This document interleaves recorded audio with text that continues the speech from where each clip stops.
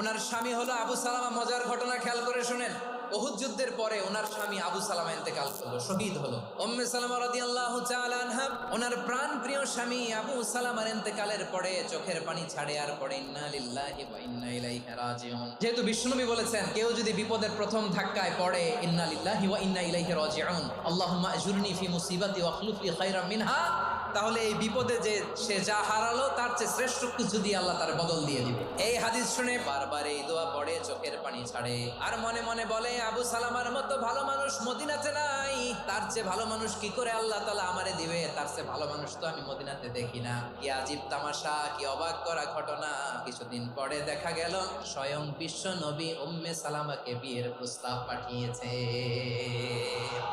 উনি রাজি হয়ে গেলেন, বিয়ে হয়ে গেল, উনি হয়ে গেলেন উম্মুল মুমিনিন, আমাদের মা, পুরো মুসলিম উম্মার মা। চিৎকার করে বলেন আল্লাহু আকবার।